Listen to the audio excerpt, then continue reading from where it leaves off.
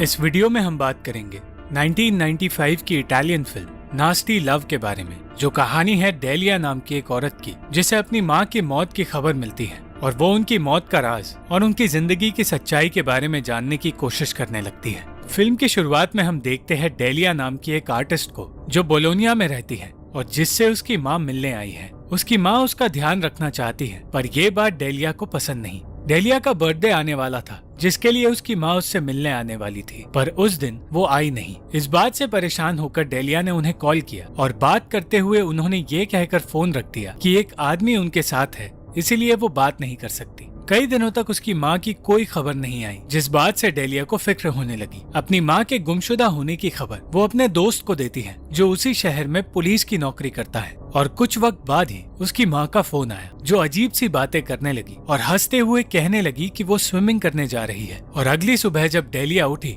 तो उसे खबर मिली कि समंदर में उसकी माँ की लाश मिली है, पर जो कपड़े उन्होंने पहने थे वो उन कपड़ों से अलग थे जो वो पहना करती थी। पुलिस का कहना था कि डेलिया की माँ अमालिया ने सुसाइड किया है, पर वो ये मानने को तैयार नहीं थी। अगले दिन अमालिया की फ्यूनरल पर जाते वक्त उसे एक बूढ़ा आदमी दिखा जिसे डेलिया के मामा ने वहाँ से भगा दिया। डेलिया और उसकी छोटी बहनें चाहती थी कि उनके पिता, जो कि उन सबसे अलग रहते हैं, फ्यूनरल पर आए, पर डेलिया का कहना था कि शायद उन्हें माँ की मौत के बारे में पता ही नहीं, और अपनी बहनों के साथ वो उस शहर में गई जहाँ उन सब ने अपनी आधी जिंदगी गुजारी है और जहाँ उनकी माँ रहा करती थी। पर उस शहर में सिर्फ डेलिया रुकी क्योंकि वो जानना चाहती थी कि उसकी माँ ने अपने आखिरी दिन कैसे गुजारे, और तब वही आदमी उस पर नजर रखने लगा जिसे फ्यूनरल से भगा दिया गया था।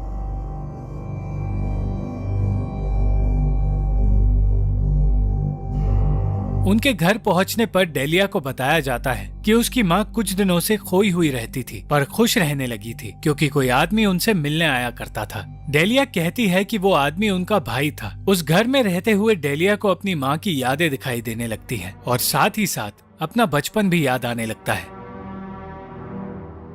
उसे वो वक्त याद आया जब कोई आदमी उसका और उसकी माँ का पीछा कर रहा था, पर उसे देखकर डेलिया रोने लगी थी और तभी वहाँ उसके पिता आ गए थे। कुछ वक्त बाद डेलिया को कसेरता नाम के आदमी का कॉल आया जो ये नहीं जानता था कि डेलिया की माँ अमालिया की मौत हो गई है। उस आदमी की कही चीज डेलिया ने उस जगह रख दी जहाँ उसने रखने के लिए कहा था, और तब उसे याद आया कि कसेरता का नाम उसने बचपन में सुना था और वो आदमी उसकी माँ को गिफ्ट्स दिया करता था। कुछ वक्त बाद डेलिया ने वहाँ उस अनजान आदमी को देखा जो अमालिया के घर आकर छिपते हुए डेलिया से बचकर भागने लगा।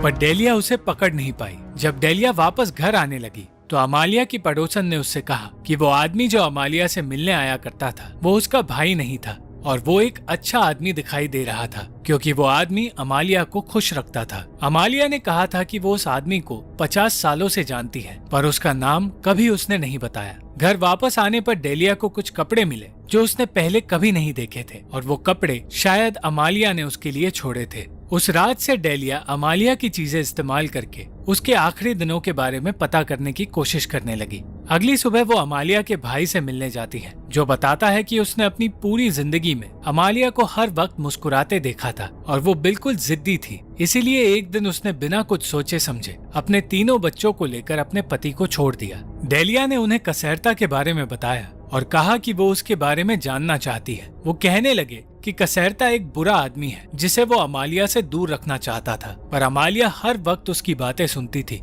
और उसकी दी गई चीजें ले लिया करती थी। अपनी माँ के बारे में बुरा भला सुनने पर डेलिया अपना आपा खो देती है और कहती है कि उसके पिता उन्हें पीटा करते थे और कभी अमालिया की मदद करने कोई नहीं आया। वो कहने लगी कि कसेरता ही वो आदमी था जो वॉर के बाद उनके परिवार की मदद कर रहा था और उसी ने उस परिवार को संभाला था, इसीलिए उसके मामा और उसके पिता उससे जलते हैं। बहस के बाद डेलिया एक शर्ट लाती है जो उसे अमालिया के घर मिली, पर उस शर्ट के बारे में किसी को कुछ नहीं पता। जब डेलिया को कसेरता का पता नहीं बताया जाता तो वो कहती है कि वो कसेरता के बेटे एंटोनियो को ढूंढ रही है जिसके साथ वो बचपन में खेला करती थी, और उसका पता वो अपने पिता से पूछ लेगी। और तब डेलिया के साथ उसके मामा उसकी खोज पर निकलते हैं।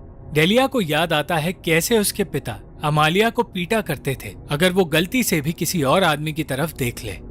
डेलिया उन कपड़ों की दुकान पर जाती है जो अमालिया के घर उसे मिले थे और ये जानने की कोशिश करती है कि वो लोग उसकी माँ को जानते हैं या नहीं, पर उस दुकान में उसे कोई जवाब नहीं मिलता। अपनी माँ के दिए गए कपड़े पहनकर ट्राई करने के बाद जब वो उस दुकान के मैनेजर से अमालिया के बारे में पूछती है तो अचानक वो आदमी उस पर चिल्लाने लगता है और सबके सामने वो डेलिया को धक्के मारकर निकाल देता है।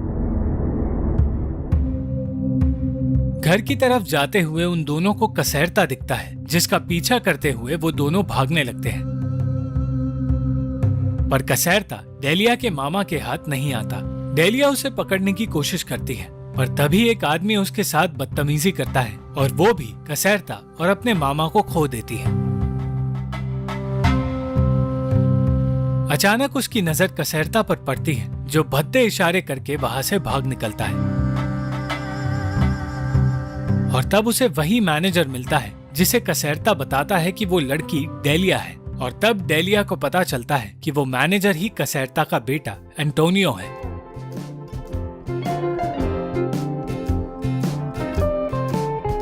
जिसके बाद वो डेलिया से अपने बर्ताव के लिए माफी मांगता है। एंटोनियो अपने पिता से परेशान है क्योंकि वो हर वक्त उससे पैसे मांगा करते हैं और वो हर वक्त अमालिया को इम्प्रेस करने की कोशिश करते थे। डेलिया और एंटोनियो दोनों ही जानते थे कि उनके माता पिता का अफेयर था और इन्हीं बातों के बीच डेलिया को वो वक्त याद आया जब वो एंटोनियो के साथ उसकी बेकरी में जाया करती थी और उस बेकरी में उसे एंटोनियो के दादा मिला करते थे।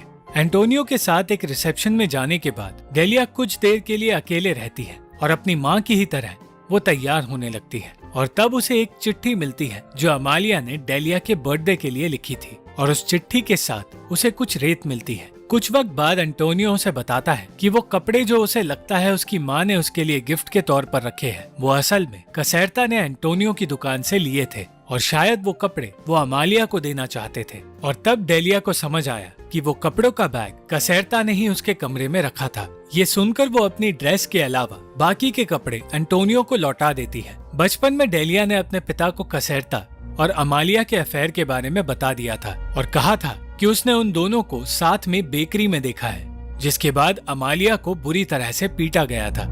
उस दिन कसेरता को भी बुरी तरह पीटा गया था और एंटोनियो को मारने की धमकी भी दी गई थी और ये बातें आज तक डेलिया भूल नहीं पाई। घर वापस आने पर डेलिया कुछ वक्त अमालिया की पड़ोसन के साथ गुजारती है और तब उसे पता चलता है कि 10 दिनों पहले अमालिया से मिलने डेलिया के पिता आए थे और वो बहुत परेशान लग रहे थे। उन्होंने काफी बुरा भला कहकर अमालिया को मारने की धमकी भी दी थी, पर उसके बाद भी उन्होंने कुछ नहीं किया और ये सारी बातें भूलकर डेलिया कुछ देर के लिए खुश रहने की कोशिश करती है।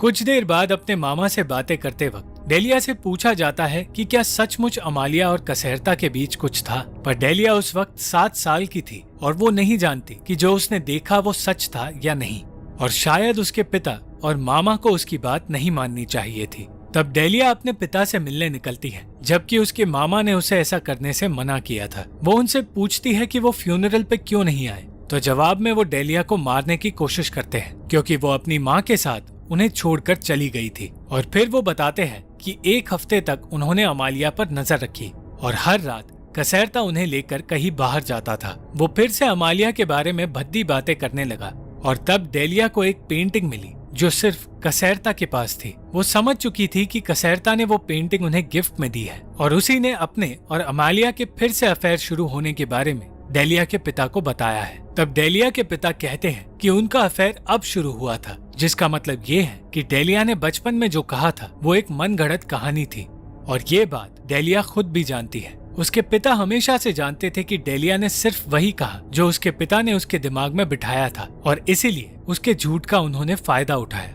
वो कहते हैं कि वो चाहते हैं डेलिया उनके साथ रहे, पर फिर डेलिया को समझ आता है कि वो बस उसे पीटना और बुरा भला कहना चाहते थे, जो करना उनकी हमेशा से आदत थी। डेलिया वहाँ से भाग निकलती है और कसेरता को ढूंढते हुए वो उस बेकरी तक पहुँचती है जहाँ उसे कुछ रिसीप्ट्स और टंगे हुए कपड़े मिलते हैं। उन कपड़ों को पहनकर डेलिया वहीं बैठ जाती है और तब उसे लगता है कि कोई वहाँ आया है। उस वक्त उसे वो सारी बातें याद आ जाती है जो उसने अपने दिमाग के एक कोने में छिपा दी थी और हमेशा के लिए भूल चुकी थी। जिस बेकरी में उसने अपनी माँ को देखा था वहाँ असल में वो खुद थी और जिस इंसान को वो कसैरता बता रही थी वो असल में कसैरता के पिता थे, जिन्होंने बेकरी में डेलिया के साथ जबरदस्ती की थी। और उस सदमे से उभरने के लिए और अपने दर्द को भुलाने के लिए डेलिया ने अमालिया और कसैरता के अफेयर की झूठी कहानी बनाई। और ये सच्चाई जानने के बाद जब उसने कसैरता को अपने सामने देखा तो वो उससे मिले बिना ही वहाँ से चली गई। वो अपनी माँ की मौत की सच्चाई जानने ही वाली थी, पर उसने इस खोज को वही छोड़ने का फैसला किया।